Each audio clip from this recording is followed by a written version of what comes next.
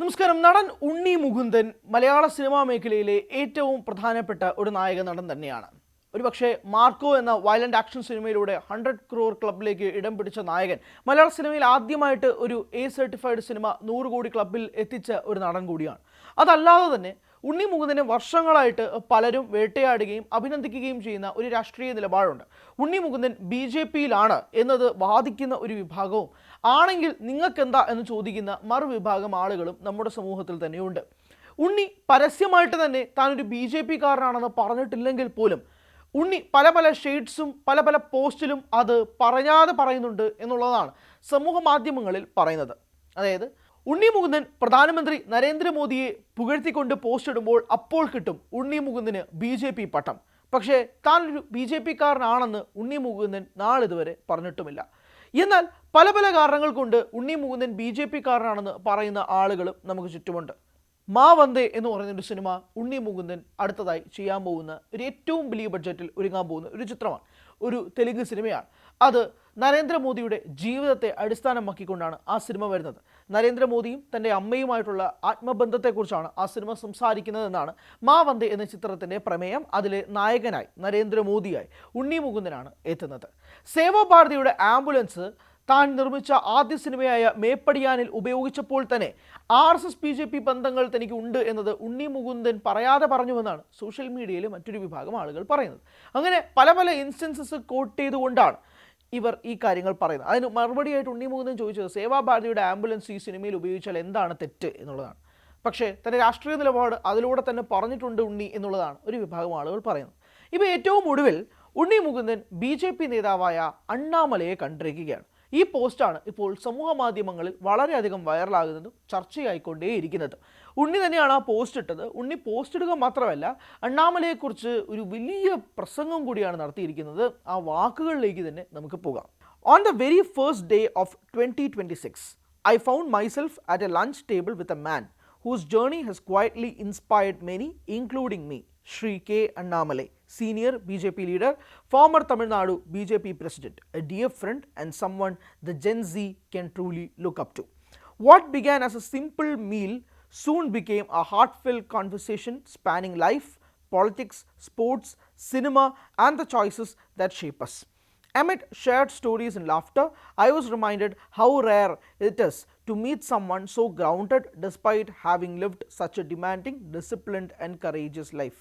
I shared with him how inspiring it was to see a police officer step beyond the certainty of the uniform into the unpredictable world of mainstream politics, driven purely by conviction.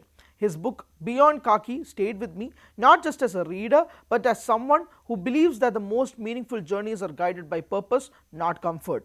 My heartfelt thanks to Annamale and his family for the warmth, the lovely homely food and the generous time.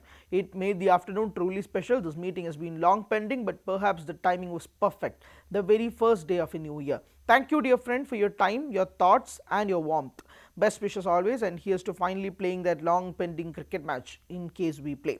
It was indeed great to meet an inspiring personality who is now a dear friend too എന്ന് പറഞ്ഞുകൊണ്ട് Annamalai കറുപ്പസ്വാമിയെ tag ചെയ്തുകൊണ്ടാണ് ഉണ്ണി മുകുന്ദൻ ഈ post ഇട്ടിരിക്കുന്നത്. ഈ post ഇട്ടതിന് പിന്നാലെ തന്നെ ഉണ്ണിക്ക് ഇതിന് മറുപടിയായിട്ട് അണ്ണാമല തന്നെ കമൻറ്റ് ചെയ്യുകയും ചെയ്തു. അണ്ണാമലയുടെ കമൻറ്റ് ഇങ്ങനെയാണ്: it was an absolute pleasure to host you today, dear brother. I truly cherish the time spent with you. Wishing you continued success and greater milestones in your cinematic journey. And yes, the cricket match we spoke about is definitely happening sooner than we think എന്നുള്ളതാണ്. ഈ post ഇട്ട പാടെ ഒരുപാട് പേർ ഉണ്ണി മുകുന്ദൻ ഇനി BJPയിലേക്ക് പോവുകയാണോ, Unni Mukundan BJP സ്ഥാനാർത്ഥിയാകുമോ, നിരവധി ചോദ്യങ്ങൾ ചോദിക്കുകയും ചെയ്യുന്നുണ്ട്.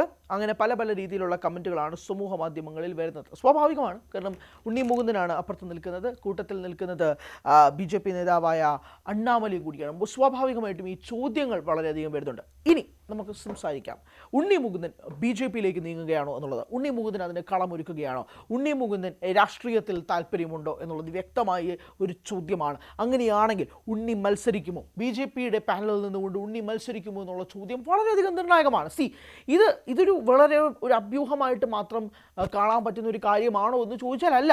കാരണം പല പല ട്രേസസ് ഉണ്ട്. ഇപ്പോൾ നരേന്ദ്രമോദിയുടെ ബയോപിക്കിൽ ഉണ്ണി മുകുന്ദൻ അഭിനയിക്കുക എന്ന് പറയുന്നത് അപ്പോൾ മുതൽ തന്നെ, അതായത് ആ സിനിമയുടെ അനൗൺസ്മെൻറ്റ് അനൗൺസ്മെൻറ്റ് വന്നപ്പോൾ മുതൽ തന്നെ ഉണ്ടായ ഒരു സംശയമാണ് ഇതെങ്ങനെയാണ്, അതായത് ഉണ്ണി മുകുന്ദൻ്റെ ലക്ഷ്യം എന്താണ്, BJP സ്ഥാനാർത്ഥിയായി നിൽക്കുക എന്നുള്ളത് തന്നെയാണ്. എത്രയോ സിനിമാ താരങ്ങൾ ഇപ്പോൾ തന്നെ ഇവിടെ കേരളത്തിൽ തന്നെ BJP സ്ഥാനാർത്ഥിയായിട്ട് നിൽക്കുന്നുണ്ട്. ഇപ്പം സുരേഷ് ഗോപി MP ആണ്, ഇപ്പോൾ നേരത്തെ മത്സരിച്ച കൃഷ്ണകുമാറും മത്സരിച്ച വ്യക്തിയാണ്. ഇവരെല്ലാവരും സിനിമാ താരങ്ങളാണ്, ഇവരെല്ലാം BJPയുടെ പാനൽ നിന്നുകൊണ്ട് തന്നെ നിൽക്കുന്നവരാണ്. ഇവർ രണ്ടുപേരും ഇപ്പോഴും BJPക്കാർ തന്നെയാണ്.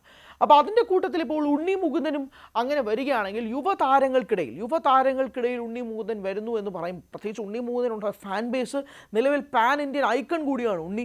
കാരണം അദ്ദേഹത്തിൻ്റെ സിനിമകൾ ഇപ്പോൾ പാൻ ഇന്ത്യൻ അപ്പീലിലേക്കാണ് പോകുന്നത്. മലയാളത്തിലും കേരളത്തിലും മാത്രം ഒതുങ്ങുന്നതല്ല ഉണ്ണി മുകുന്ദൻ്റെ സിനിമ.